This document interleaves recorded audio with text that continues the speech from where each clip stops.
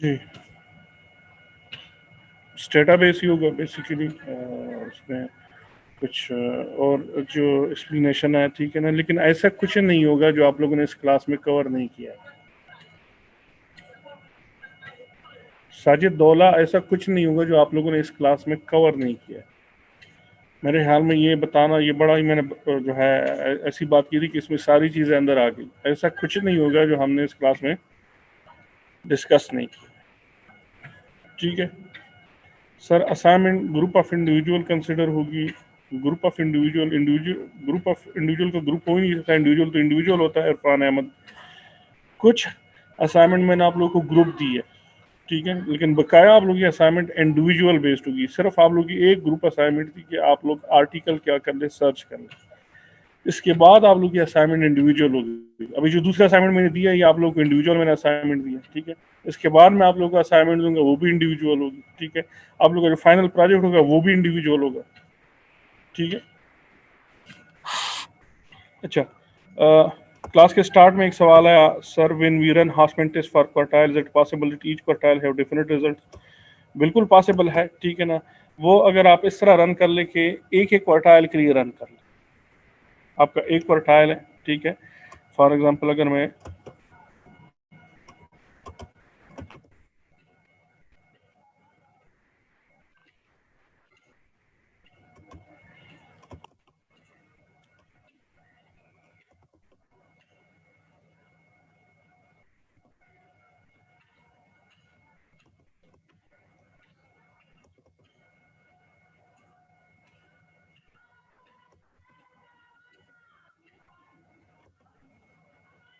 माजिद मजीद, एक मिनट मैं आता हूँ आपकी तरफ।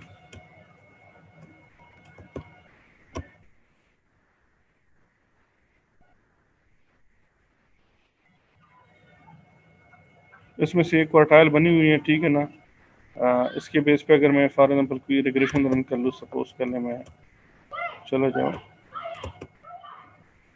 मैग्नीट्यूडल डेटा। अच्छा, पहले मैं डेटा को डिक्लेयर कर लूँ कि this is basically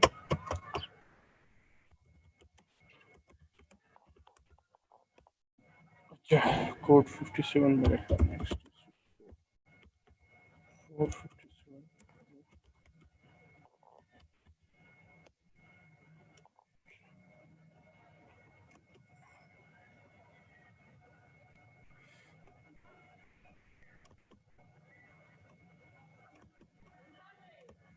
for example मैंने कोई डीवी सेलेक्ट कर लिया, लिवरेज, ठीक है।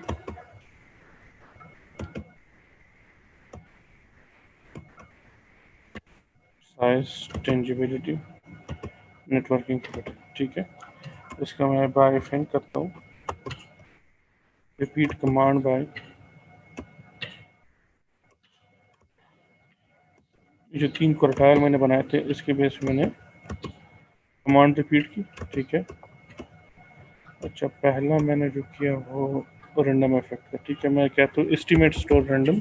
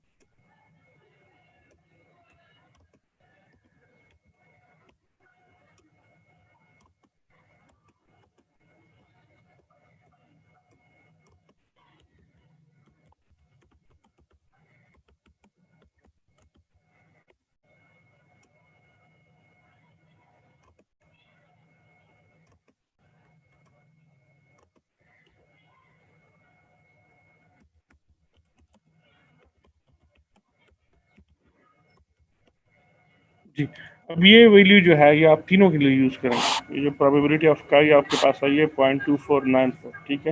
लेकिन अगर आप कहते हैं मैंने अलहदा-अलहदा इन चीज़ों को रन करना है, ठीक है, इस तरह एक कमांड से नहीं रन करना, और तीनों के लिए मैंने अलहदा-अलहदा क्या करना है, हाउसमेंट टेस्ट लगाना है, तो फिर आप यहाँ पे चले जाएँ, ठीक है। ये जो बाय फिन कमांड है इसमें कंडीशन डाल दें, ठीक है। और वो कंडीशन क्या है, फॉर एग्जांपल मैं कहता हूँ कि एक के लिए अलहदा रन हो, दूसरी के लिए अलहदा रन हो, ठीक है। मैं वेरिएबल पे क्लिक किया मैंने, ठीक है। जो डिस्ट्रीब्यूशन की है मैंने फॉर एग्जांपल इसके बेस पे की है, मैं उसे कहता हूँ if cash quartile is equal to 1। इसको मैं ओके करता हूँ, सबमिट करता हूँ, ठीक है।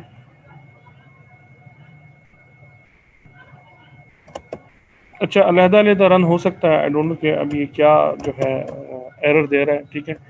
उसमें आप करेंगे क्या, सिर्फ आपके अपने कमांड के साथ क्या कर लेंगे, सिर्फ एक चीज़ ऐड कर लेंगे, ठीक है। If cash quartile is double equal का साइन डालेंगे, ठीक है। हमेशा याद रखें कि जब भी आप इफ़ की स्टेटमेंट देते हैं उसमें आप अगर इक्वल का साइन आपने डालना है कि फॉर एग्जांपल इस वेरिएबल को ड्रॉप कर ले या इस वेरिएबल में ऐड कर ले, अगर ये इस चीज़ के बराबर हो। इफ स्टेटमेंट हमेशा आप डबल इक्वल का साइन लगाएंगे, ठीक है। अगर इफ स्टेटमेंट नहीं है, ठीक है, अगर सिंगल इक्वल है, it will give an error, ठीक है। और जब हम कोई वेरिएबल जनरेट करते हैं, फॉर एग्जांपल मैं कहता हूँ जनरेट,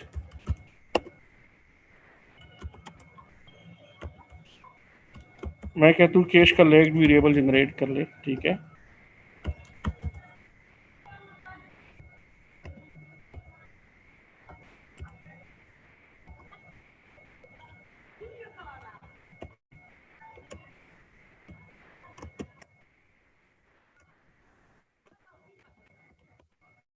ठीक है, अगर मैं इसे कह दूँ कैश का वेरिएबल, अब मैं असाइन कर रहा हूँ एक वेरिएबल को वैल्यू असाइन करूँ, तो मैंने सिंगल इक्वल असाइन यूज़ कर लिया, ठीक है ना। आपका सवाल था कि हाउसमेंट टेस्ट हम अलहदा-अलहदा दे सकते हैं, उस टाइम दे सकते हैं कि अगर आप जो आपने रिग्रेशन रन की है, ठीक है, बाय कैश क्वार्टा, उसमें आप मज़ीद एक कंडीशन डाल दें कि for example if cash quartile is equal to 1। अगर मैं कहता हूँ कि मुझे अलहदा रिग्रेशन चाहिए फॉर सेकंड क्वार्टाइल, ठीक है, सेकंड क्वार्टाइल के लिए मैंने एक रिग्रेशन रन की, और अगर आप देख लीजिए मैंने फिक्स फिगर रन की, इसी के मैं क्या करता हूँ एस्टिमेट्स स्टोर फिक्स्ड, ठीक है, और फिर मैं इसी का रैंडम इफेक्ट जो है वो रन करता हूँ, और उसे मैं कहता हूँ एस्टिमेट्स स्टोर रैंडम, और मैं इसे कहता हूँ हाउसमैन फिक्स रैंडम, ठीक है। अब मैंने अलहदा रन की, अलहदा अपने क्वार्टाइल के लिए रिग्रेशन रन किया, और वो क्वार्टाइल क्या था 2, और उसके लिए अगर मैंने अलहदा कोई रिग्रेशन रन किया तो फिर मैं ये वैल्यू दूंगा। अदरवाइज अगर मैंने सारों के लिए एक ही रिग्रेशन कमांड यूज़ की तो उसकी जो कंबाइंड वैल्यू आती है वो मैंने सबके साथ क्या करनी है, रिपोर्ट करनी है। लेकिन अगर मैंने अलहदा-अलहदा रन करनी है, जिस तरह मैंने अब यहाँ पे क्वार्टाइल 2 डाला, ठीक है, क्वार्टाइल 2 इनकॉर्पोरेट करने के बाद मैंने फिक्स्ड किया, आपका रैंडम किया, फिर जिस तरह नॉर्मली प्रोसीजर होता है, ठीक है, estimate store fixed, estimate for store random. जी माजिद, माजिद।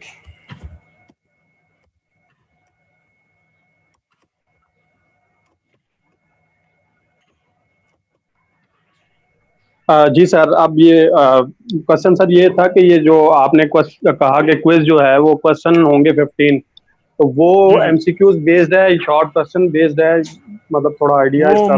वो मोस्ट प्रोबेबली एमसीक्यूज बेस्ड होगा। ठीक है, थैंक यू सर। ठीक, महा इसमें आप दोनों जो है रिपोर्ट कर सकते हैं। अगर आपने एक रन की है तो ये एक रिपोर्ट कर लें, या दूसरी, ठीक है ना। अब डिपेंड करता है, अगर आपका रिव्यूअर कहे कि अलहदा-अलहदा दे, फॉर एग्जाम्पल आपका रिव्यूअर आप पे ये ऑब्जेक्शन कर सकता है कि सबका हाउसमेंट टेस्ट एक क्यों आया है। आपका जवाब हो सकता है कि मैंने ये कमांड सिंगल रन की, ठीक है। अगर वो कहे नहीं अलहदा रन कर ले, मेरे लिए प्रोवाइड कर ले, सो डिपेंड्स, ये एक सब्जेक्ट मैटर है, ठीक है। इस पे हम एक जो है जवाब नहीं हो सकता कि ये ठीक है या ये ठीक है, ठीक है। वो एक आपको एक एग्रीगेट वैल्यू देता है अगर आप एक दफ़ा कमांड रन कर ले या सेपरेटली रन कर ले। अच्छा, अब हम अपने लेक्चर की तरफ आते हैं। लेक्चर में हम कहाँ पे थे?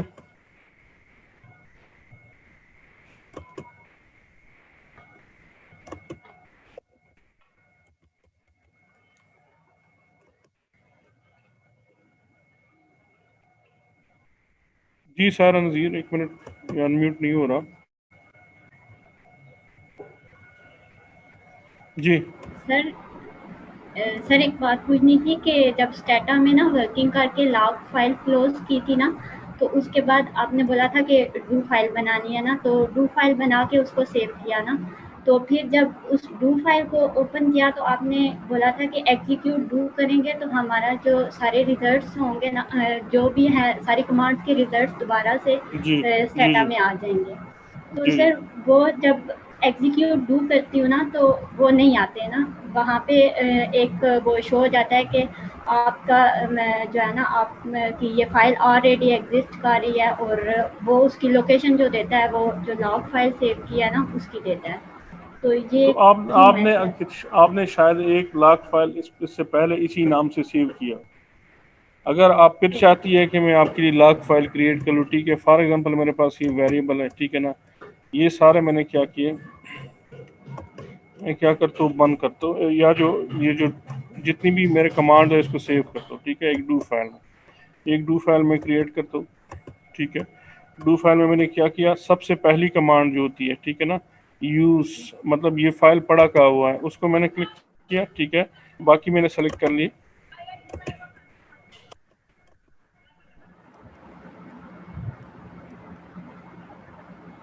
फॉर एग्जाम्पल ये कमांड मैंने सेलेक्ट कर लिया, ठीक है, यहाँ पे मैंने कॉपी कर लिया, ठीक है, और मैंने यहाँ पे सेव कर लिया, ठीक है, ये सारा मेरा डू फाइल आ गया।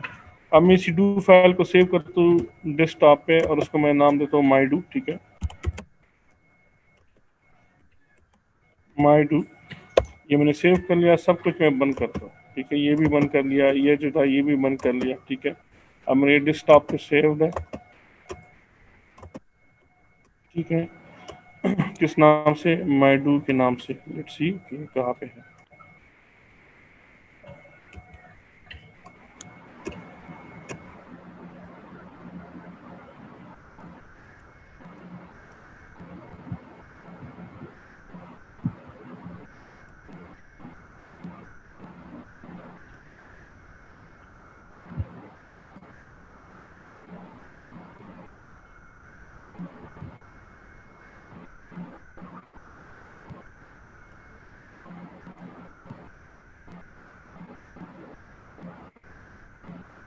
ठीक है, मुझे लोकेशन नहीं मिल रही कि हमने इसको सेव किधर किया, अगेन क्रिएट कर लेते हैं। कर लें।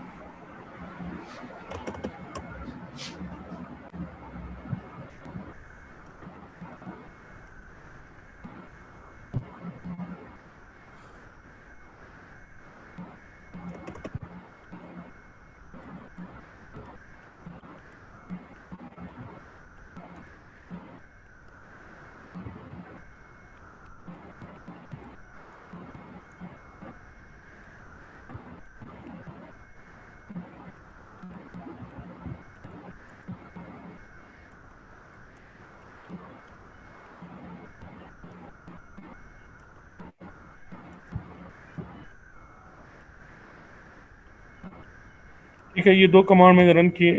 मैं क्या करता हूँ, इन ही कमांड पे बेस पे मैं अपना एक डू फाइल क्रिएट करता हूँ।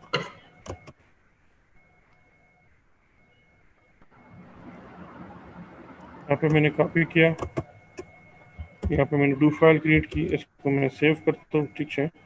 अच्छा, ये म्यूजिक में पड़ा हुआ था माई डू, जो पहले मैंने सेव किया था, ठीक है। डेस्कटॉप पे मैंने सेव किया, इसको मैं नाम देता हूँ माई डू, ठीक है, सेव हो गया, सब कुछ मैं बंद करता हूँ, ठीक है। ये माई डू मैंने ओपन किया, ठीक है, यहाँ मैं आ गया एग्जीक्यूट, ठीक है। आप आ जाए इसकी उस मेन्यू पे, जितने भी कमांड थे उसने रन की, और वो जो डेटा की फाइल थी उसमें जितना भी डेटा था वो अपने पास लेके आ गया। आई डोंट नो कि आप क्या गलती कर रहे हैं, ये गलती ये भी हो सकती है कि इसी नाम से पहले डू बना हुआ है, ठीक है।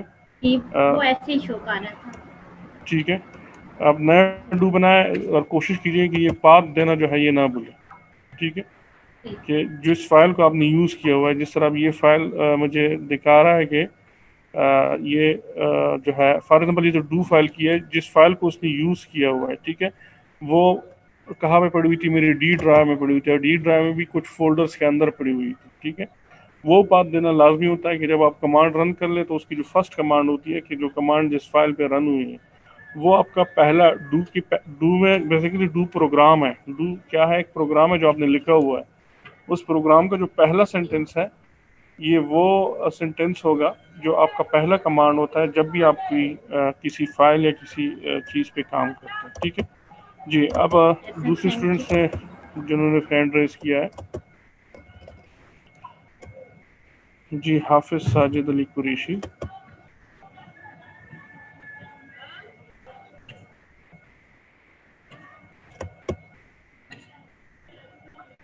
सर इट्स ओके सर, मैं आपको बता रहा था कि वो फाइल म्यूजिक में सेव हुई है बस। ठीक है बेटा, शुक्रिया। ठीक है हाफिज।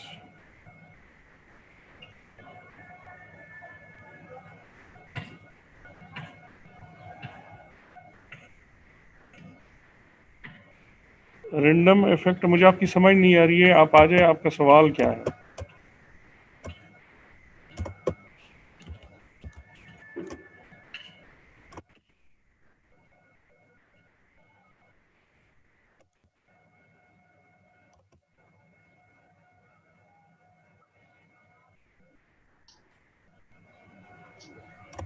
जी आप सवाल करें।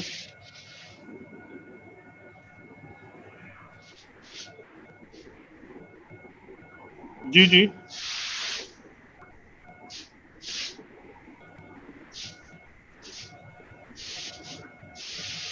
आपकी आवाज़ नहीं आ रही है मुझे, तो आपकी सवाल, दूसरा सवाल, एक सवाल का जवाब आपने किया नहीं, दूसरा सवाल भी आपने कर दिया।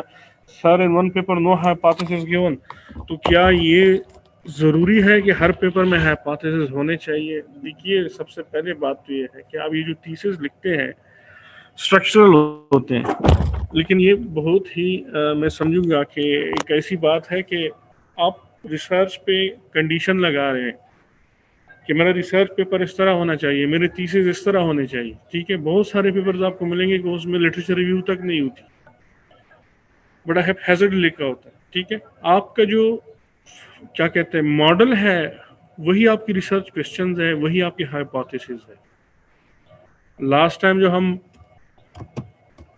हम मॉडल डिस्कस कर रहे थे स्टॉक लिक्विडिटी का, अगर हम उसी मॉडल को देख लें, अगर उसके मैथमेटिकल फॉर्म को देख लें, ठीक है, वो क्या है, वो मेरे हाइपोथेसिस भी शो कर रहा है और मेरे रिसर्च क्वेश्चन भी शो कर रहा है। सो इट्स नॉट नेसेसरी कि अगर आपका कोई जो है पेपर है और उसमें हाइपोथेसिस नहीं है, आप खुद ही इन्फर कर सकते हैं कि ये जो मॉडल यूज हुआ है इसमें वो क्या इन्वेस्टिगेट कर रहा है। अब हमारा ये इकोनॉमिक मॉडल था, ठीक है, लिवरेज का, स्टॉक लिक्विडिटी का, साइज का, टेंजिबिलिटी का, ठीक है, और फर्म रिस्क का, ठीक है। अब ये खुद इन्फर कर रहा है कि leverage is something which is dependent on these variable.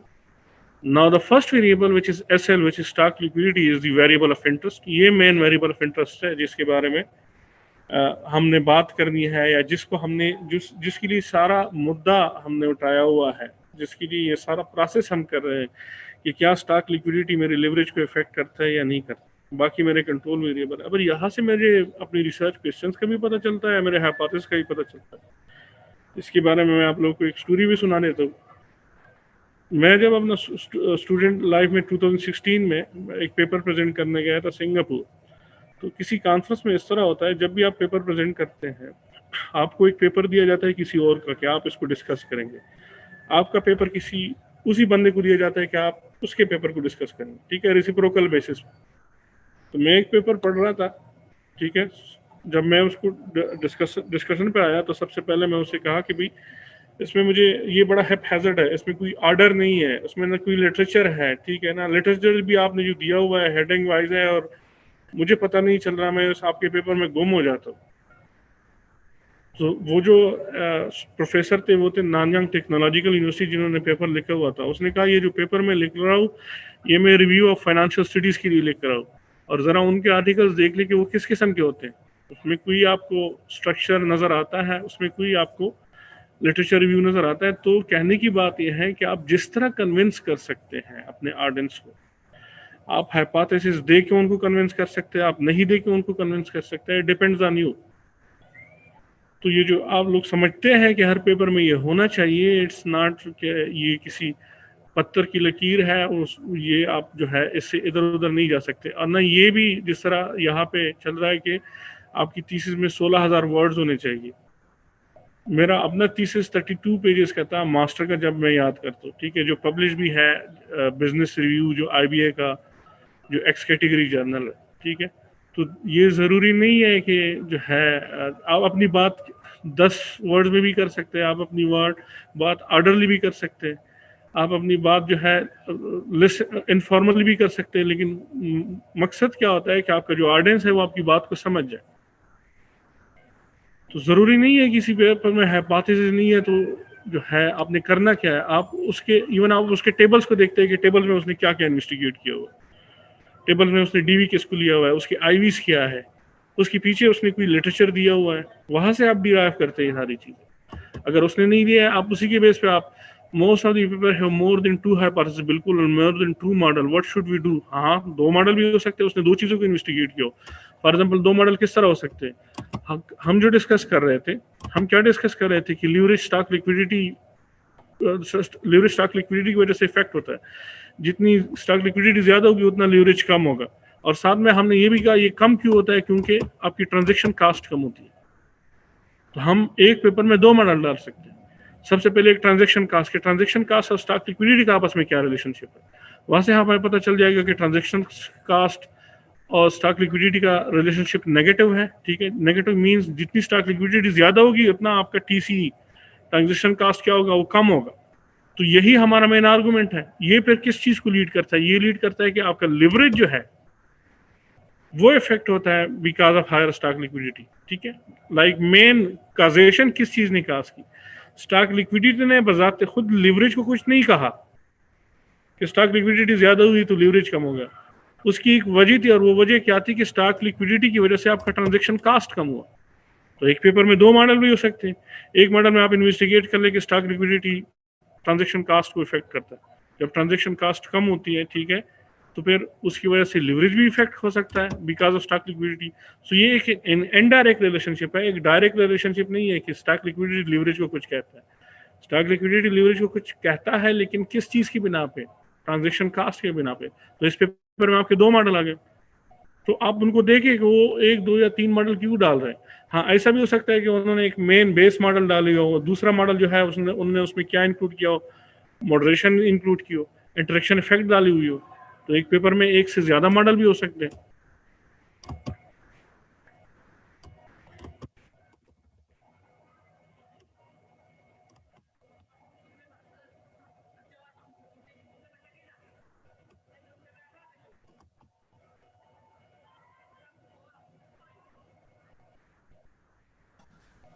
Ji Ismail Rafiq. Ji sir. अच्छा सर, मेरा क्वेश्चन ये था कि अभी आपने जैसे वो बताया कि आप इसको फिक्स इफेक्ट और रैंडम अलग अलग कर सकते हैं। अब उसमें ये है कि रिकमेंडेड क्या होता है, क्योंकि आपने पहले भी जैसे एक तो बताया था रिकमेंडेड सवाल का जवाब मैंने पहले भी दिया, ठीक है ना। ये डिपेंड करता है, ठीक है ना। दोनों आप कर सकते हैं। आप एक प्रोवाइड कर ले, जो आपकी थीसिस पढ़ रहा है या आपका रिव्यूअर है उसने कहा नहीं अलग अलग कर ले, अच्छा फिर दोबारा कर दोनों आप कर सकते हैं। अब दोबारा करें तो सेपरेट कर ले, ठीक है। इसमें ऐसा वो नहीं है कि अब आप जो है इसमें ये मैं रिकमेंड करूं, मतलब इस तरह आउटराइट मैं नहीं कह सकता आपको कि ये वाला अच्छा है। एक आपने फुल कमांड रन की और दूसरा आपने अलहदा रन की। जो फुल कमांड है उसमें सारे मॉडल्स के साथ, फॉर एग्जाम्पल 1 के लिए जब आप टेबल बनाएंगे उस पर हॉस्पिटल टेस्ट डालेंगे, वही हॉस्पिटल टेस्ट डालेंगे जो 2 के लिए होगा, जो 3 के लिए होगा, ठीक है।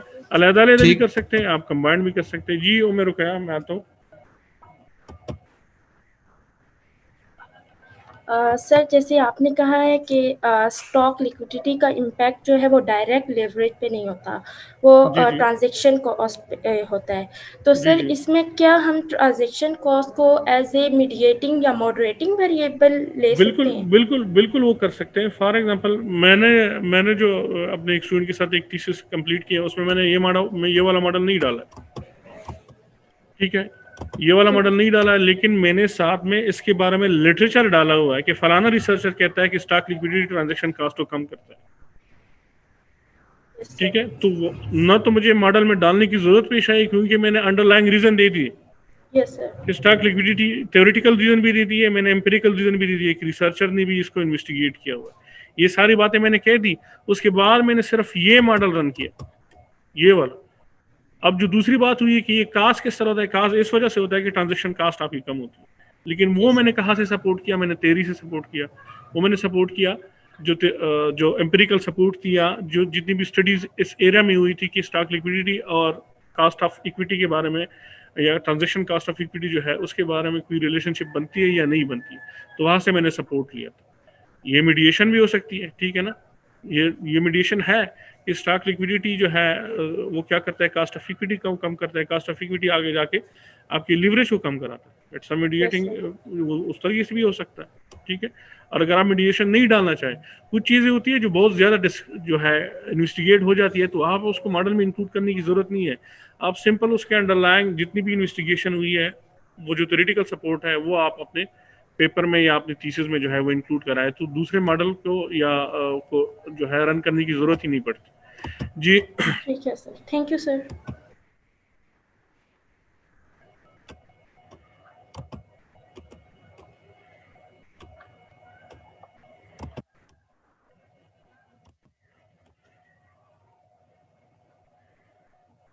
नहीं, आपने सारे मॉडल लिखने होंगे सलमान, आपका जो पेपर है उसके सारे मॉडल लिखने होंगे और उसमें जितनी भी वेरिएबल्स है, ठीक है ना। आप ज़रा देख लें कि जब आप अपना एक वेरिएबल कभी कभी कंस्ट्रक्ट करते हैं तो उसके लिए भी 3-4 रिग्रेशन रन करनी होती है। खासकर जब आप अपने अर्निंग्स मैनेजमेंट की रिसर्च को देख लें तो उसमें आपको 3 से लेके 6, 7, 10 तक मॉडल नज़र आ जाएंगे। उन सारों का डेटा आपको चाहिए होता है, उसके बगैर आप आगे जा नहीं सकते। इस वजह से आपने सारे मॉडल जो है उसमें आपने क्या करना है, वो इंक्लूड कराना है।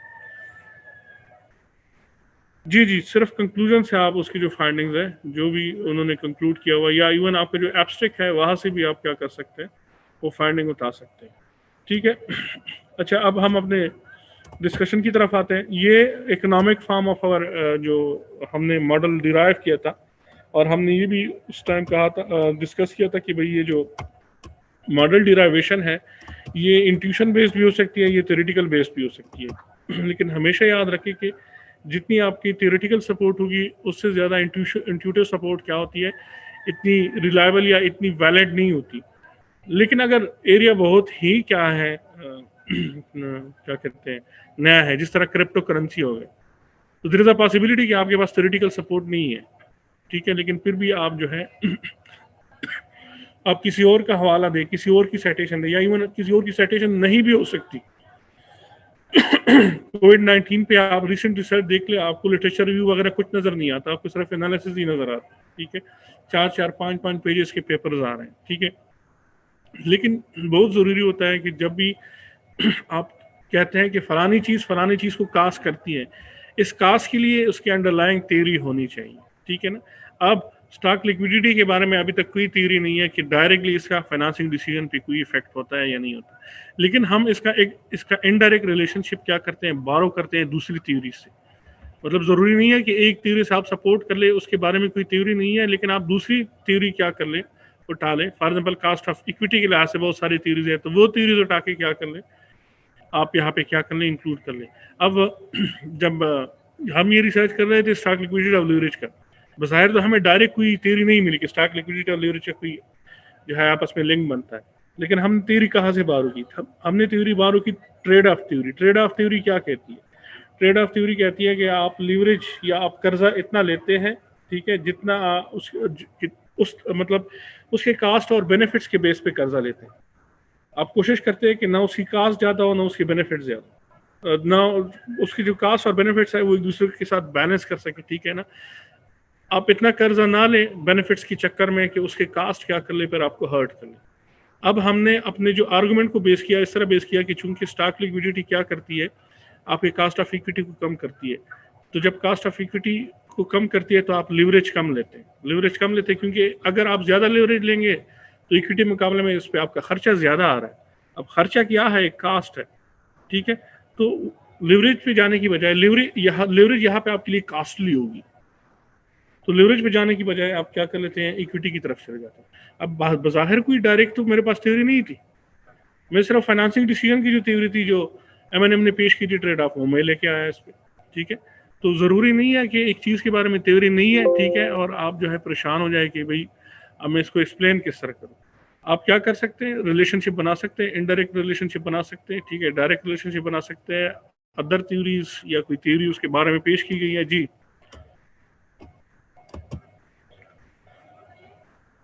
जी, पिकिंग ऑर्डर थ्योरी से आप इसको किस तरह एक्सप्लेन कर सकते हैं? For example picking order theory क्या कहती है कि आप क्या करते हैं, एक ऑर्डर जो है फॉलो करते हैं in term of financing decision के पहले आपने किस तरह, लेकिन वो ऑर्डर जो है वो कुछ फैक्टर्स के बेस पे होता है। फॉर एग्जांपल आपका फैक्टर ये भी हो सकता है कि जो सबसे लिस्ट रिस्की फाइनेंसिंग है सबसे पहले मैं वो लूंगा। तो सबसे लिस्ट रिस्की फाइनेंसिंग क्या है? फर्म की अपनी जो रिटेन अर्निंग है।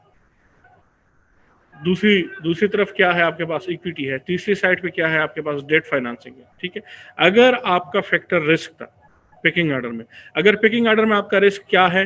कास्ट है कि किस पे मेरी कास्ट ज्यादा आती है। ठीक है, तो देयर इज अ पॉसिबिलिटी कि फिर आप यहाँ पे इक्विटी की तरफ जाए। अगर इसी पे आप पिकिंग ऑर्डर अप्लाई कर ले, तो पिकिंग ऑर्डर में आप एक ऑर्डर तो फॉलो करते हैं कि सबसे पहले मैंने कौन सी फाइनेंसिंग जो है एग्जॉस्ट करनी है अपने किसी डिसीजन के लिए, अपने पैसे यूज करने हैं, लोगों को पार्टनर बनाना है, शेयर होल्डर बनाना है, या मैंने कर्जा लेना है। ये बेस करता है फैक्टर्स पे। अगर वो फैक्टर आपका रिस्क है तो रिस्क के फैक्टर पे नॉर्मली आप कोशिश करते हैं कि सबसे पहले अपनी रिसोर्सेज यूज कर ले, उसके बाद बाहर जाए, फिर बाहर में आप इक्विटी की तरफ जाए, क्योंकि इक्विटी और डेट में फिर इक्विटी लिस्ट रिस्क है आपके लिए। लेकिन अगर आपका फैक्टर कास्ट है, तो कास्ट के लिहाज से अगर आप पिकिंग ऑर्डर करेंगे तो जाहिर है आप वही सोर्स ऑफ फाइनेंसिंग पहले एग्जॉस्ट करेंगे जो आपके लिए लिस्ट कास्टली हो। तो पिकिंग ऑर्डर भी इस पे अप्लाई कर सकते हैं। अगर आप कास्ट के लिहाज से चले जाए तो आप कहेंगे जो कास्ट ऑफ इक्विटी है, ठीक है, मेरे लिए यहाँ पे बहुत कम होगी क्योंकि मेरी स्टॉक लिक्विडिटी ज्यादा है। तो लिवरेज पे जाने की बजाय मैं क्या आता हूँ, मैं जो है इक्विटी पे आ जाता हूँ। तो यहाँ पे आपने क्या कर लिया, पिकिंग ऑर्डर थ्योरी को भी इस पे क्या कर सकते हैं, अप्लाई कर सकते हैं। सो इट डिपेंड्स कि आप किस तरह अपने केस को ज्यादा वैलिड या ज्यादा रिलायबल बना सकते हैं। ठीक है, अच्छा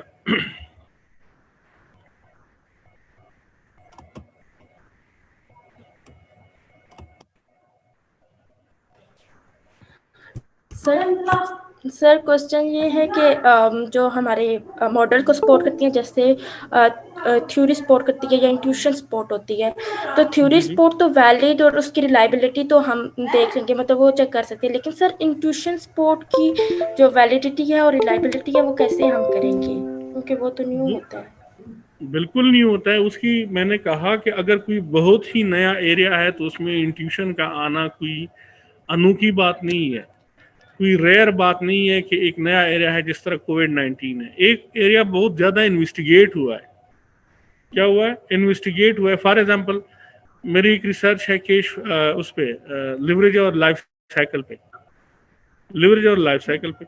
अब लाइफ साइकिल और लिवरेज आपस में डायरेक्टली रिलेटेड ही नहीं है, तो क्या यहाँ पे मैं इंट्यूशन पे बात कर सकता हूँ?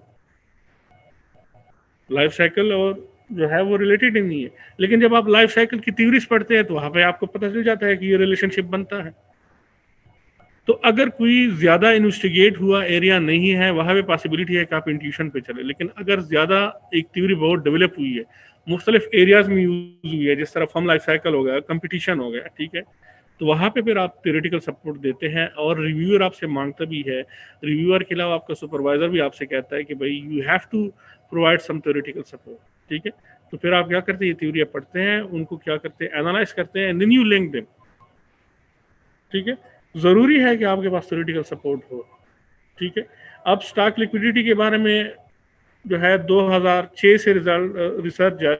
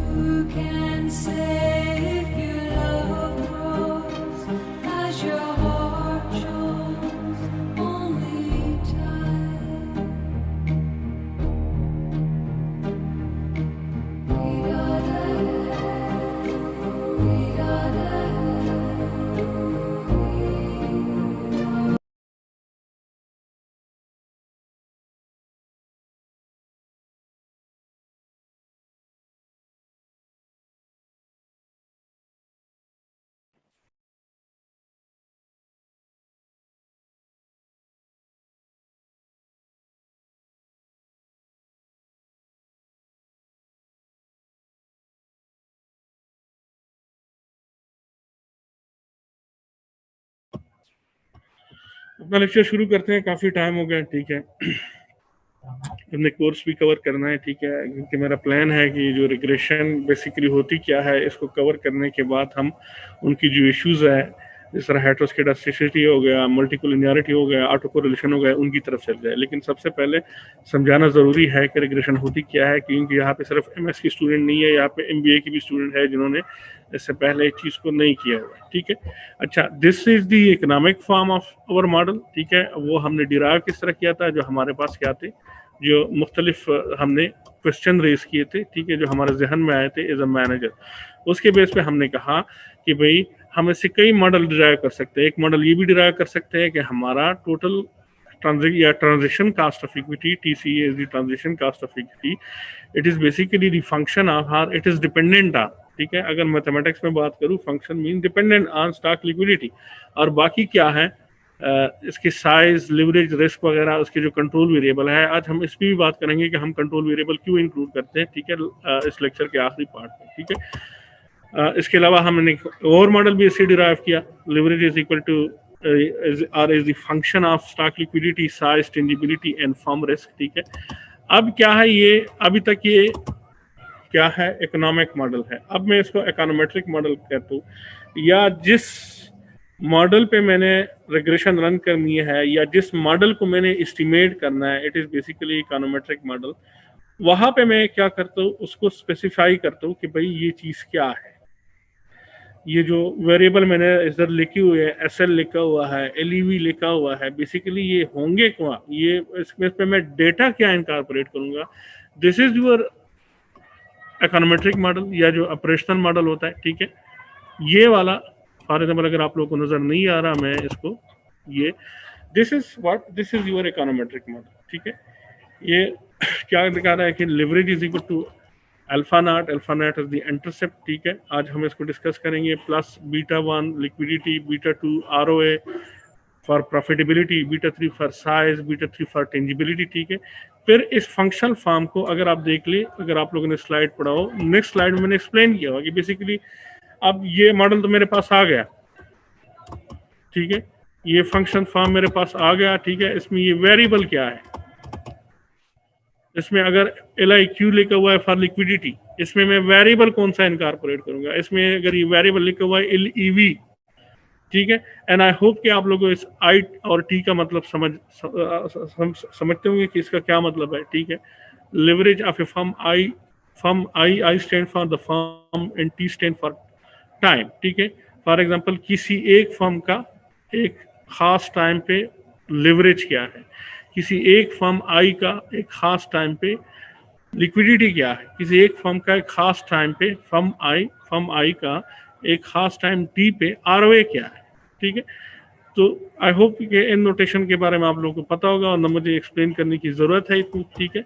इसमें बीटा नॉट, β1, अब β1 to β6 आर दी पैरामीटर्स क्या, कोएफिशिएंट, ठीक है। या ये वो फैक्टर्स है जो हमें बताएंगे कि हमारे जो एक्सप्लेनेटरी वेरिएबल है, कौन से में हमारे IVs, उनका DV के साथ रिलेशनशिप क्या बनता है। अगर इनकी value after running the regression positive आती है तो हम कहते हैं पॉजिटिव रिलेशनशिप है, अगर नेगेटिव आती है तो हम कहते हैं नेगेटिव रिलेशनशिप है। फिर उसकी जो क्वांटिटी है, ठीक है, आज हम उस पर भी बात करेंगे कि अगर एक कोएफिशिएंट मेरे पास आया है 0.034 तो उसका मतलब क्या है, अगर एक कोएफिशिएंट आया है 0.45 तो उसका मतलब क्या है। क्या वो जाहिर करता है कि एक यूनिट अगर एक वेरिएबल में चेंज आता है तो उसकी वजह से DV मेरा कितना चेंज होगा, DV की अपनी वैल्यू चेंज होगी या उसका मीन चेंज होगा, ठीक है। तो हम इस पे बात करेंगे, ठीक है। कुछ चीज़ें होंगी जो आपके जहन में होंगी, काफ़ी क्लियर हो जाएंगी, क्योंकि बहुत सारी चीज़ों को हम एक पर्सपेक्टिव में देखते हैं कि ये इस तरह होगा, लेकिन इस तरह नहीं होता। रिग्रेशन काफ़ी एक ऐसी चीज़ है, ठीक है, जब हम भी स्टूडेंट थे हम समझते थे कि ये इस तरह होता है कि अगर पॉजिटिव आया पॉजिटिव 0.45 तो अगर पॉजिटिव 0.45 आ गया तो अगर हमारे IV में 1 यूनिट चेंज आएगा तो हमारी DV में 0.45 चेंज आएगा, ठीक है ना, हमारी DV में। अब ये एक बड़ी मुख्तलिफ बात है, ठीक है। आज आप लोगों को पता चल जाएगा कि मैं जब ये बात करता हूँ तो मैं DV की मीन वैल्यू की बात करता हूँ कि ऑन एवरेज मेरी DV की मीन वैल्यू में इतना चेंज आएगा, वो आज आप लोग समझ जाएंगे, ठीक है। So this was the functional form, ठीक है। अब इसमें जो फॉर एग्जांपल अगर मैं इसकी एक्सप्लेनेशन दूं, इसमें ये सारे वेरिएबल मैंने जो है वो इंक्लूड किए हुए हैं, ठीक है। And the in this model I stands for the form in T for time, ठीक है। पहली लिक्विडिटी, अच्छा पहला लिवरेज है, लिवरेज इज डी, ठीक है। उसको मैंने किस तरह मेजर किया हुआ है, 3 तरीके से मेजर किया हुआ है। एक शॉर्ट टर्म लिवरेज लिया हुआ है, एक टोटल लिवरेज लिया हुआ है, एक long term debt plus total asset लिया हुआ है, ठीक है। इसी तरह स्टॉक LIQ क्या है यहाँ पे, ये स्टॉक लिक्विडिटी है, ठीक है। उसको मैंने 3 तरीकों से मेजर किया हुआ है, एमी हुड से मेजर किया हुआ है, एमी वेस्ट से मेजर किया हुआ है, और साथ में मॉडिफाइड लिक्विडिटी रेशियो, ठीक है। इसी तरह एक और मेजर है Pastor and Stambaugh stock liquidity measure, ठीक है। अब मैं इसको ऑपरेशनलाइज कर रहा हूँ। अब मैं कह रहा हूँ कि इसमें मैंने वेरिएबल कौन से डालने। आई होप आप लोगों को जो है थोड़ी सी क्लैरिटी हो गई होगी। हाँ, आप लोग के कुछ मॉडल्स में इस तरह भी आ सकता है, तो उससे डरने की ज़रूरत नहीं है। फॉर एग्जांपल अगर यहाँ पे लिखा है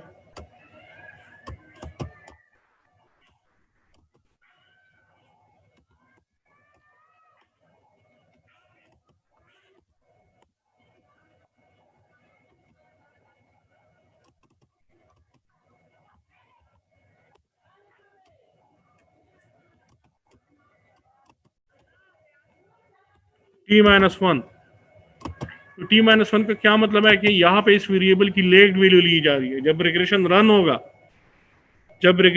होगा तो इसकी वैल्यू हम लेग्ड वैल्यू लेंगे। लेग्ड वैल्यू क्या होती है, प्रीवियस ईयर की, और लेग अभी मैंने क्रिएट किया था आप लोगों के लिए, ठीक है।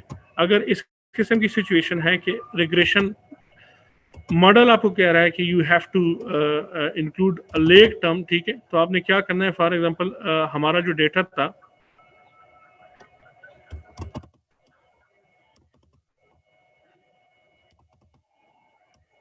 ठीक है, बेसिक मॉडल हमारा क्या था कि leverage is dependent on net working capital, ठीक है, टेंजिबिलिटी एंड साइज। अब सपोज कर ले कि आपने एक वेरिएबल की लेग्ड वैल्यू लेनी है। फॉर एग्जांपल आपने साइज की लेग्ड वैल्यू लेनी है, अपने मॉडल में इंक्लूड करनी है। Then what you will do, आप एज इट इज इस वेरिएबल को यूज नहीं कर सकते। सबसे पहले आपने क्या करना है, अपने वेरिएबल की एक लेग्ड वैल्यू जनरेट करनी है। फॉर एग्जांपल मैं कहता हूँ कि एक नया वेरिएबल जनरेट कर जिसका नाम हो साइज लेग्ड 1, ठीक है, और मैं कहता हूँ साइज, ठीक है। ये लेग वेरिएबल क्रिएट करने का क्या है, तरीका है, एनस्टेटा, ठीक है, साइज, ठीक है,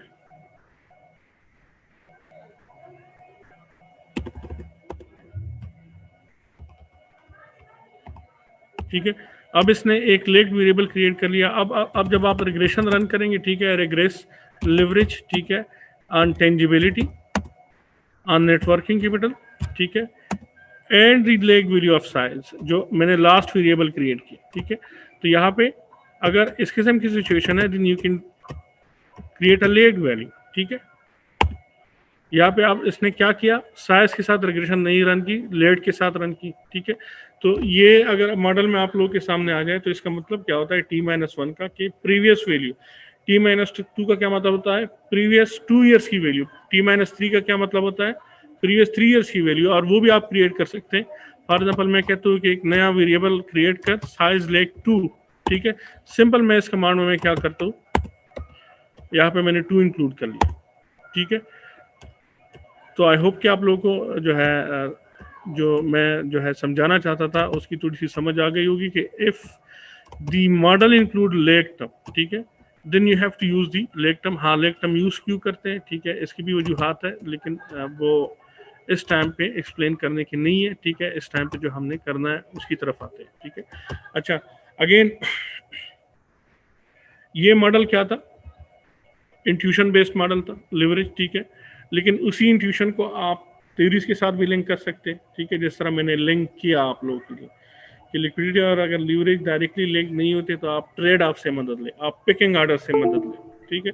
इस तरह हमारे पास एक और ये एग्जांपल है, ठीक है, ये डिराइव हुआ है थ्योरी ऑफ मैक्सिमम यूटिलिटी। अब थ्योरी ऑफ मैक्सिमम यूटिलिटी क्या है, आप जो भी काम करते हैं आप कोशिश करते हैं कि यूटिलिटी क्या है, बेनिफिट, उसमें आपका बेनिफिट क्या हो, मैक्सिमम हो, ठीक है। ये एक मॉडल था कि मैं ये जो मॉडल था ये क्राइम का मॉडल है कि एक क्रिमिनल है वो क्राइम कब करता है, ठीक है। एक रिसर्चर थे गैरी बेकर, इस पर उसको नोबेल इनाम भी मिला था, ठीक है। उसने कहा कि एक बंदा जो क्राइम करता है, ठीक है ना, for example Y hour spends in criminal activities, कि एक बंदा जो क्रिमिनल है वो कितने घंटे क्रिमिनल एक्टिविटी में स्पेंड करेगा, it is a function of x1 x2 x3 x4 up to x7। और फिर उसने एक्सप्लेन किया कि इसमें x1 क्या है, x2 क्या है, x3 क्या है, x4 क्या है, x5 क्या है, ठीक है। फॉर एग्जांपल x1 के बारे में उसने कहा कि ways for an hour spent in criminal activity, के जब वो क्राइम करेगा तो 1 घंटे में वो कितने कमा सकता है। x2 क्या था, hourly ways in legal employment, अगर वो क्रिमिनल एक्टिविटी में नहीं होगा, कहीं किसी और जगह पे जॉब करता होगा तो वहां पे उसको क्या मिलता है। x3 उसने क्या किया, income other than from crime और एम्प्लॉयमेंट, अगर क्राइम से उसे जो इनकम मिल रहा है इसके अलावा अगर कोई इनकम है उसका, उसकी कोई प्रॉपर्टी थी, उसको रेंट मिल रहा है या व्हाटएवर जो भी था, तो ये उसने कुछ फैक्टर थे और उसको उसने क्या किया, इकोनॉमिक टर्म में इस तरह पेश किया। This is basically the economic form of theory of maximum utility with respect to criminal activity, ठीक है। अब ये एक मॉडल है जो डिराइव हुआ है थ्योरी ऑफ मैक्सिमम यूटिलिटी से। मैक्सिमम यूटिलिटी को नॉर्मली हम अगर लीगल टर्म में कहे कि अगर मैं कोई प्रोडक्ट खरीदता हूँ, अगर मैं कोई प्रोडक्ट खरीदता हूँ तो मैं चाहूंगा कि उस प्रोडक्ट से मुझे क्या मिले, मैक्सिमम बेनिफिट मिले। तो उसी थ्योरी को उसने क्राइम के साथ रिलेट किया कि अगर कोई क्रिमिनल जो है क्राइम भी करता है तो चाहता है कि इस एक्टिविटी से उसकी यूटिलिटी, उसका बेनिफिट क्या हो, मैक्सिमम हो, ठीक है। ये उसका इकोनॉमिक फॉर्म था, ठीक है। उसको फिर उसने क्या किया, उसने इकोनोमेट्रिक मॉडल में तब्दील कर लिया, ठीक है, कि उसको ऑपरेशनलाइज किस तरह करेंगे, ठीक है। फॉर एग्जांपल यहाँ पे उसने जब क्या किया, इसको इकोनोमेट्रिक मॉडल में कन्वर्ट किया, उसका जो डी था उसको उसने किस तरह में किया था, crime will be equal to somewhere of frequency of criminal activity, के वो फॉर एग्जांपल दिन में कितनी दफ़ा चोरियां करता है या वो दिन में कितने घंटा ऑन एवरेज जो है वो क्या करता है, क्रिमिनल एक्टिविटी में इन्वॉल्व होता है, ठीक है। उसके अलावा बाकी वेज क्या होगा, the wage it can be earn in legal employment, ठीक है। फॉर एग्जांपल मिनिमम वेज क्या है, अगर वो स्किल्ड नहीं है, उसके पास कोई स्किल नहीं है, वो सिर्फ क्या है, वो लेबर एक्टिविटी में इन्वॉल्व हो सकता है, तो लेबर एक्टिविटी मिनिमम जो मजदूर का जो लेवल है हमारे मुल्क में मेरे ख्याल में 17,000 है। तो इस तरह आप उसको फिर ऑपरेशनलाइज करते हैं, इसी क्रिमिनल मॉडल को भी आप ऑपरेशनलाइज कर सकते हैं, ठीक है। So these were the steps involved in empirical economic analysis. You start from questions, and then from those questions may be based on a theory, or those questions may be intuitive. Based on those questions, you developed an economic model. Then you convert that economic model into an econometric model. What is econometric model? You basically provide an operational form of your model, that what data I will include to run this regression, what data I will include to estimate those parameters, what data I will include to estimate that how my DV is dependent on my IVs, how my explanatory variable are going to explain my जो dependent variable है, ठीक है। अच्छा, अगला step जो है आपके economic analysis में, ये वही बातें हैं जो सारे मैंने की। अगला स्टेप जो एम्पिरिकल इकोनॉमिक एनालिसिस में है, ठीक है। एम्पेरिक्स, जब भी वर्ड एम्पेरिक्स आता है, यू शुड एक जो है आपके जहन में एक बात आनी चाहिए, I am talking about data, ठीक है। नेक्स्ट स्टेप जो है, आपने जो भी बातें कही, आपने जो भी क्वेश्चन डिराइव किए, आपने जो भी मॉडल डिराइव किया, ठीक है, नेक्स्ट स्टेप उसका क्या है, you do collection of data. अब आपने डेटा कलेक्ट करना है, आपने फैसला कर लिया कि मैंने स्टॉक लिक्विडिटी इस तरीके से मेजर करनी है। अब उसके लिए जो रिक्वायर्ड डेटा है वो आपने जो है कलेक्ट करना है। आपने फैसला किया कि लिवरेज को मैंने total liabilities by total assets करना है, आपने वो डेटा कलेक्ट करना है, ठीक है। आपने फैसला कर लिया कि ROA जो है, रिटर्न ऑन एसेट, में इस तरह मेजर करूंगा कि net income divide by asset करूंगा या EBIT बाय एसेट करूंगा, what ever way you decide. अब आपने क्या करना है, वो रिक्वायर्ड डेटा कलेक्ट करना है, ठीक है। अब जब आप लोग ये असाइनमेंट में मुझसे पेपर मिलेंगे, पेपर में आप लोग का मॉडल जो है वो डिराइव करूंगा, उस मॉडल के बेस पे आप लोगों का नेक्स्ट काम जो होगा वो क्या होगा, डेटा कलेक्शन, ठीक है। जो भी पेपर मैं आप लोगों को आप सेलेक्ट करके दूंगा, फिर उसके बाद आपने इसको पढ़ना है, देखना है कि इसके क्वेश्चन क्या थे, फिर क्वेश्चन से मॉडल डिराइव किया हुआ ठीक है। अच्छा, अब इन्हीं स्लाइड्स में लिखा हुआ है, ठीक है। अब शायद आप लोगों का सवाल हो कि ये कैसे मुमकिन है। यहाँ पे लिखा हुआ है कि जब आप मॉडल लिख लेते हैं, इकोनोमेट्रिक फॉर्म में आ जाते हैं, या जो इकोनॉमिक फॉर्म में मॉडल होता है, उससे आप क्या करते हैं, सबसे पहले रिसर्च क्वेश्चंस डिराइव करते हैं, सॉरी हाइपोथेसिस डिराइव करते हैं। अब आप लोग तो कहते होंगे सर हम तो जब थीसिस करते हैं तो हम अपने हाइपोथेसिस जो है वो जो है लिटरेचर के बाद जो है हम प्रोवाइड करते हैं, आप लोग इस तरह ही करते हैं। तो यहाँ पे सवाल उठता है कि क्या ऐसा मुमकिन है कि हम अपने मॉडल के बाद हाइपोथेसिस दें? ठीक है, ऑब्वियसली ऐसा मुमकिन है कि आप अपने मॉडल के बाद क्या कर ले, अपने जो हाइपोथेसिस वो हैं वो पेश कर ले। बेशक आप अपने जो क्वेश्चंस हैं वो क्या कर ले, अपने लिटरेचर रिव्यू के बाद दें। आपने लिटरेचर रिव्यू पूरी एक्सप्लेन की, या इवन इंट्रोडक्शन के बाद दे दे कि ये मेरे मेन रिसर्च क्वेश्चंस है, ठीक है। उसके बाद लिटरेचर दे दे, लिटरेचर के बाद मॉडल के बाद हाइपोथेसिस दे, ठीक है। आप कहेंगे नहीं सर हम जब सबमिट करेंगे वो तो कहेंगे कि ये इस फॉर्मेट में नहीं होने चाहिए, ठीक है ना। कम से कम अगर आप मेरे स्टूडेंट हैं तो मेरे ख्याल में ये प्रॉब्लम आप लोग की नहीं होगी, क्योंकि आई डू नॉट बिलीव कि ये कोई स्ट्रक्चर चीज़ है। I believe only in one thing कि अगर आपने एक अच्छा रिसर्चर बनना है तो सबसे पहला काम जो है आपका वो है कि आपका जो सवाल है वो कैसा है, आपने जिस चीज़ को इन्वेस्टिगेट करना है, ठीक है। एज ए रिसर्चर हम बहुत सारे सवाल इन्वेस्टिगेट करते हैं for the sake of investigation, और उसकी रीज़न क्या है कि अब अनफॉर्चुनेटली हमारे मुल्क में पॉलिसी ही ऐसी है कि आप ज़्यादा पब्लिकेशन लाएंगे, इम्पैक्ट फैक्टर पब्लिकेशन लाएंगे, ठीक है, ख्वाह वो किसी काम के हो या ना हो, उससे आप कोई काम ले सकते या नहीं ले सकते, ठीक है, लेकिन आपकी प्रमोशन इसके बेस पे। यू पीपल नो, मतलब ये किसी कोई दिखी चुकी बात नहीं है।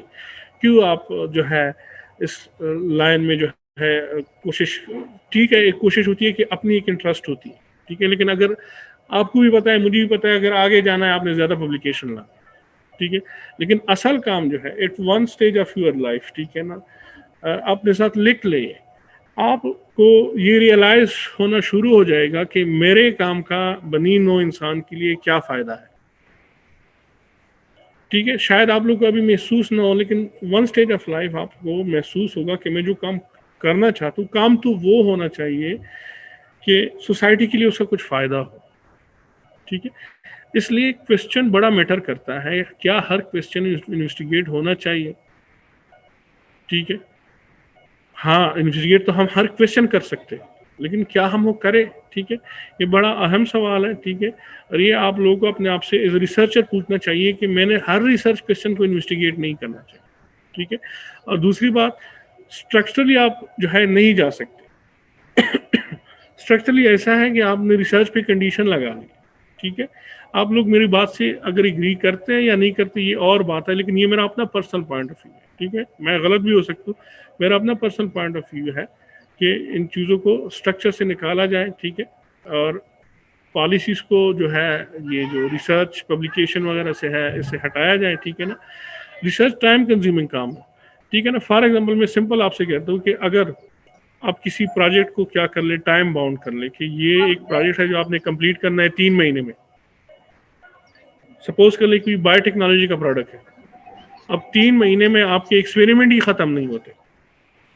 अब अगर आपने एक चीज़ को 3 महीने में जो है बाइंड करना है तो ऑब्वियसली आप जल्दी से वो प्रोजेक्ट कंप्लीट कर लेंगे और एज इट इज़ उनको दे देंगे, ठीक है, कि ये प्रोजेक्ट मैंने किया, ठीक है। अब आप खुद समझते हैं कि उसकी क्वालिटी क्या होगी, ठीक है। So it is time consuming. कोशिश करें कि जो सवाल है आपके काफ़ी जो है अच्छे हो। जो मैं समझता हूँ कारपोरेट फाइनेंस की जो रिसर्च है, ठीक है ना, it is for develop world. जो कारपोरेट फाइनेंस की प्योर रिसर्च है, it is for develop world. ऐसा मैं क्यों कहता हूँ, मैं इसलिए कहता हूँ कि वो दूसरी फॉर्म की जो रिसर्च है वो ख़त्म कर चुके हैं। वो वेलफेयर वाले स्टेट नहीं है कि आप क्या करें, पॉवर्टी एलिविएशन पे रिसर्च कर लें, ठीक है ना। अब अमेरिका में कोई पॉवर्टी एलिविएशन पे रिसर्च नहीं करेगा, अमेरिका में कोई इस बात पे रिसर्च नहीं करेगा कि डिजिटाइजेशन किस तरह गुर्बत को कम कर सकता है, या डिजिटाइजेशन जो होती है वो किस तरह फाइनेंशियल इंक्लूजन या लोगों को फाइनेंशियल नेट में ला सकता है। अब ये सवालात हमारे हैं, ये सवालात उस वर्ल्ड की नहीं है। आप लोगों को मैं डिस्करेज नहीं कर रहा, ठीक है ना। इसी कारपोरेट फाइनेंस में आप लोगों के पास इतना पोटेंशियल है, because we are living in a developing world.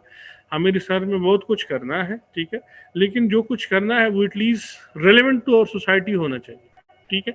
अब फॉर एग्जांपल मेरी सोसाइटी के लिए मेरे ख्याल में ये रिलेवेंट नहीं है कि मैं क्या करूं, इडियोसिंक्रेटिक वोलेटिलिटी पे चला जाऊं, ठीक है, कि इसमें मैं रिसर्च करना चाहता हूं, क्योंकि हम फाइनेंस फील्ड में अब इसलिए हम इसी तरफ जाएंगे।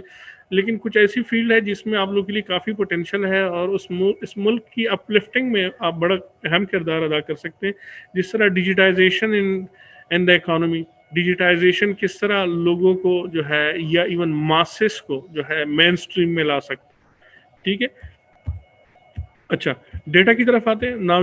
Now you are at the step of data collection, ठीक है। Economic data sets come in a variety of types, मुख्तलिफ टाइप्स होते हैं। Where some econometrics method can be applied with little or no modification, ठीक है। अब econometrics method है, ठीक है, किसी अब फिक्स इफेक्ट्स और रैंडम इफेक्ट जो है वो आप क्रॉस सेक्शनल डेटा पे यूज़ नहीं कर सकते, क्योंकि जब क्रॉस सेक्शनल डेटा पे यूज़ करेंगे तो फिक्स इफेक्ट्स का मेन एजम्पशन क्या है कि वो टाइम वाइज चेंज को भी कैप्चर करता है।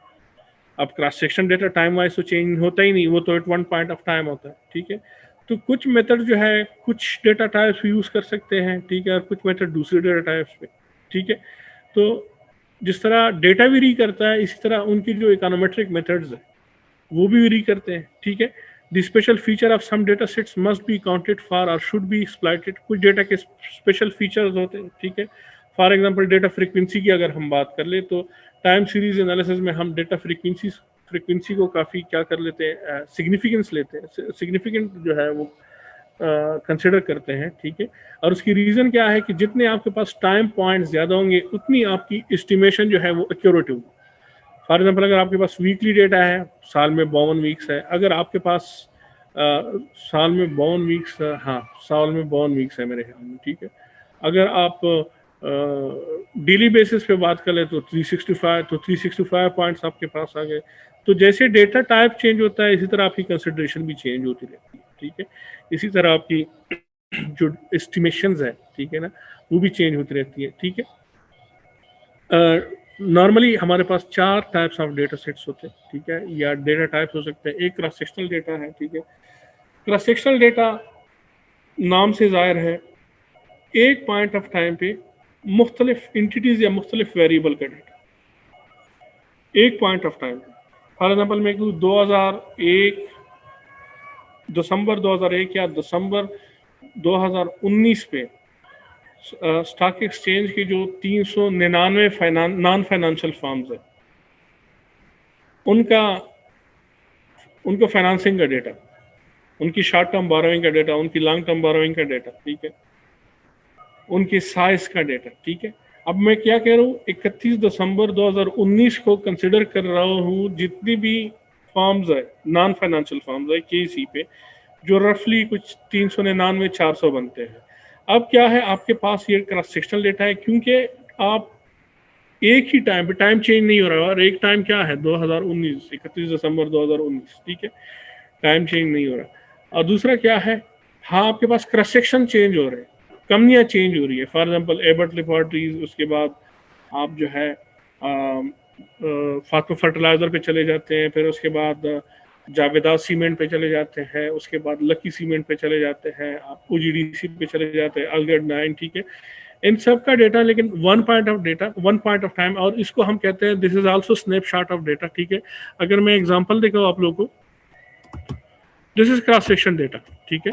आई होप कि आप लोगों को नजर आता होगा।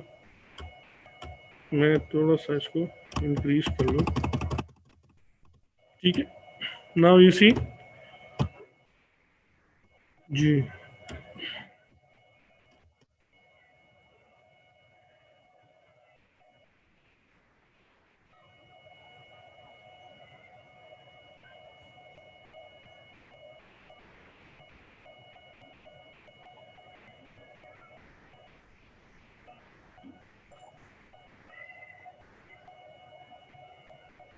आप अपना एब्स्ट्रैक्ट जो है अपनी थीसिस अपने पेपर से पहले भी लिख सकते हैं, ठीक है। जब आप अपना प्रपोजल सबमिट करते हैं उसमें आप एब्स्ट्रैक्ट नहीं देते हैं, ठीक है। अगर आपने अपना प्रपोजल सबमिट करना है थीसिस का, ठीक है, तो इसका मतलब है even before data collection you can write your abstract, लेकिन that abstract will not be complete. For example that abstract will be like that. मैं अगर एक मॉडल एब्स्ट्रैक्ट आपको बताऊं कि डेटा कलेक्शन से भी पहले आप एब्स्ट्रैक्ट लिख सकते हैं, ठीक है। हम डिस्कस कर रहे थे स्टॉक लिक्विडिटी और लीवरेज को। मैं कहूँगा कि the purpose of this study will be to investigate the relationship between stock liquidity and leverage.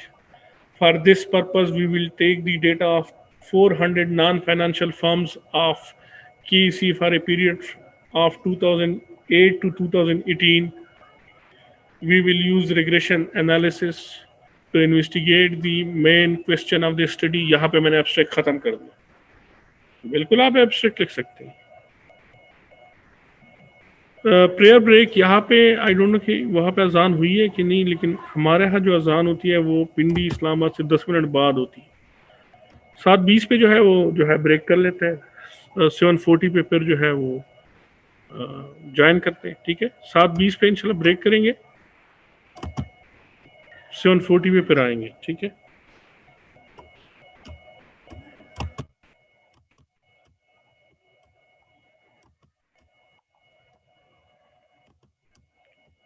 सवाल था कि क्या हम एब्स्ट्रैक्ट लिख सकते हैं पहले? बिल्कुल लिख सकते हैं। ठीक है, अब आपने काम किया नहीं है, लेकिन आप काम ये करेंगे।